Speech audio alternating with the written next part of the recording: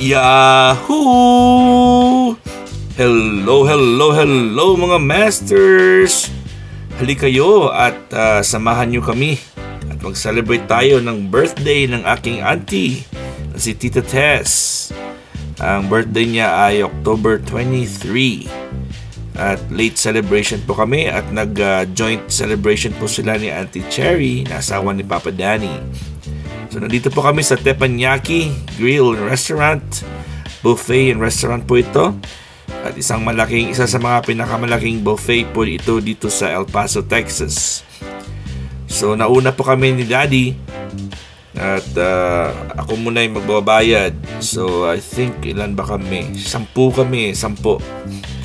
So nandun yung aking si Uncle Collie na kapatid ni Daddy from Virginia, si Auntie Tess, si Papa Danny, and si Uncle Collie at si Auntie Tess at si Daddy. So nauna po kami, ako muna yung nagbayad ng kasi nauna kami, so kailangan ng pa-reserve. So i-refund lang nila ako.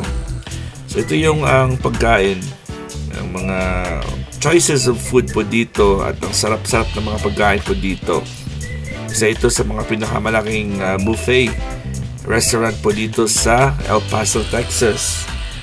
So meron silang Mexican, mayroong Asian, American, Japanese, Chinese na mga pagkain.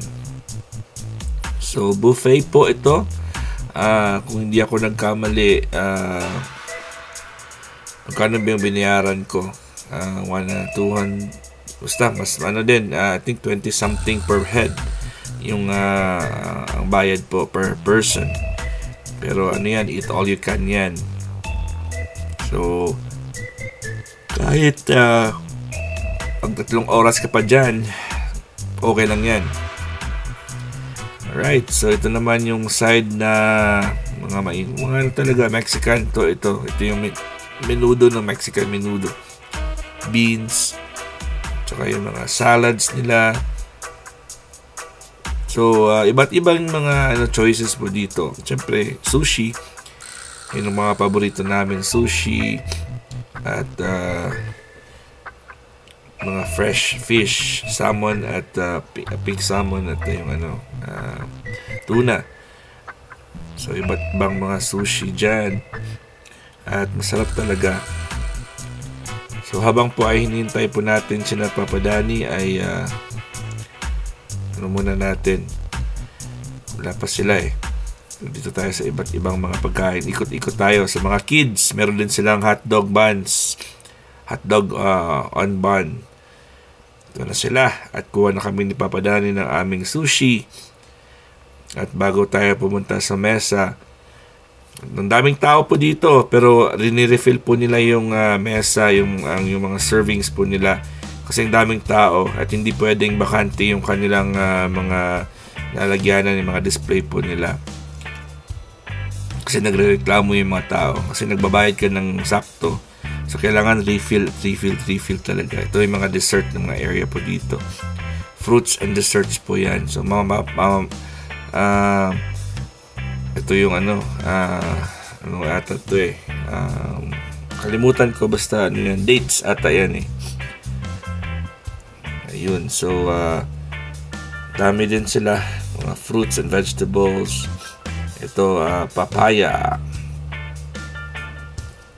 So yung style ko dito ay kumukuha na ako ng para hindi na ako tatayo, pero mauubos pa rin yan, punong-puno yung plato ko may nauna na doon. So yung style ko is ganyan para hindi ako tayo ng tayo. At kung kulang, babalik na lang ako mamaya.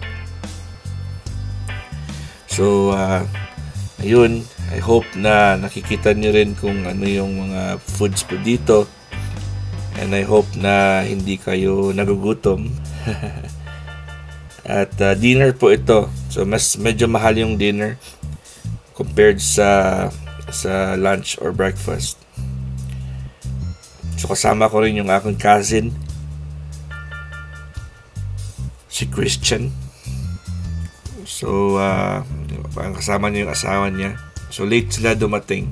Pero at least naka-start din. Hindi sila super late pero nakaabot din sila. Ito yung mga vegetables ng mga iba't ibang klaseng mga may gulay na mga vegetables na meat or beef. So papunta na tayo sa ating mesa at ang server natin yun ang sa harapan natin, yung babaeng naka-pink. So fina-follow lang natin siya dahil siya yung magpo-position sa atin kung saan tayo uupo. So since 10 po kami, ito yung aming round table. Dito po kami, 10 kami dito. So ito na, kain na po tayo at nag-prayer na po. Si Auntie Tess po yan, yung naka-blue. Siya yung may birthday. Kasama na si Uncle Collie, si Daddy ko, of course, yung katabi ko. Si Papa Danny naman sa kabila, at saka si Auntie Cherry, yung kanyang asawa. Birthday niya rin a few weeks before this. Ayun sila. Ayun.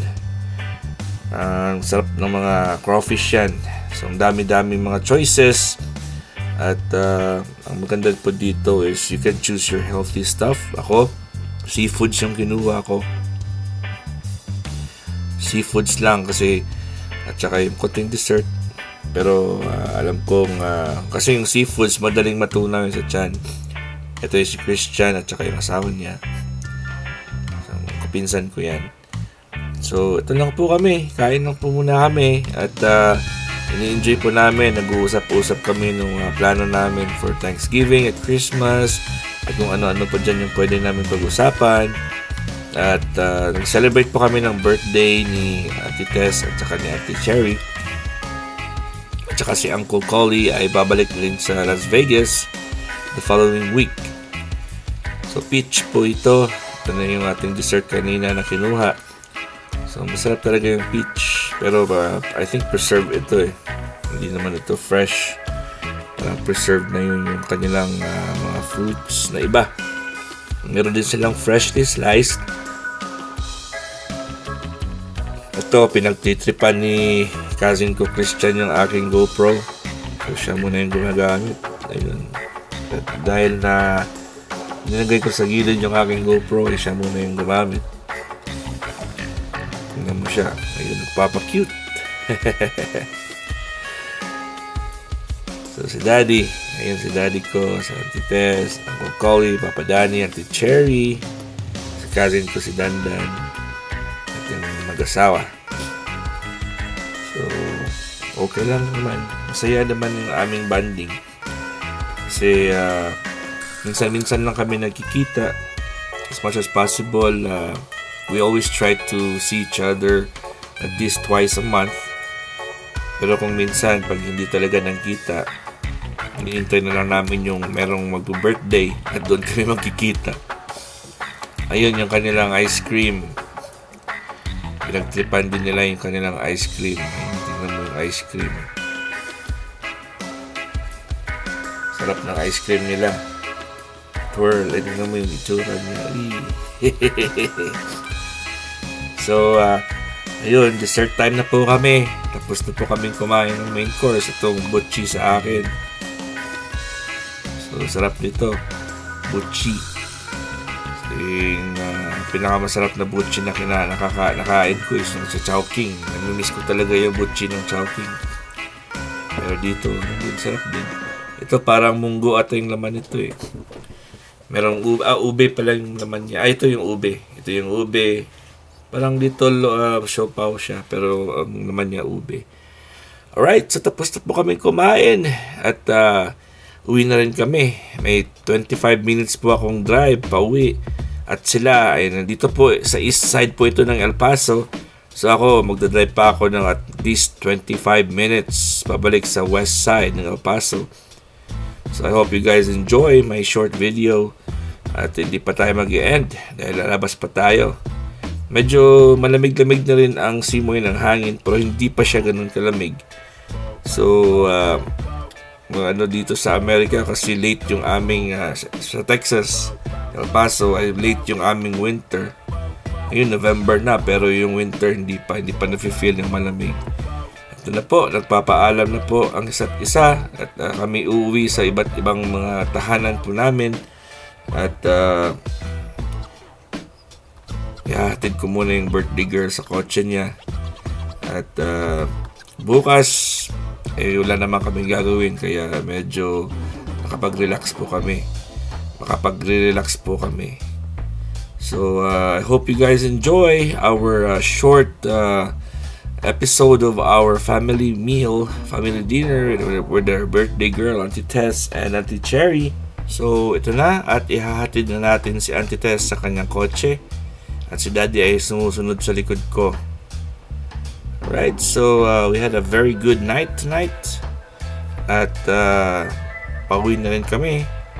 Nasa loob na sila ng kanilang mga sarili-sariling mga kotse. Kami ni Daddy ko ay babalik na rin sa West Side. So this is it. God is great. Yahoo!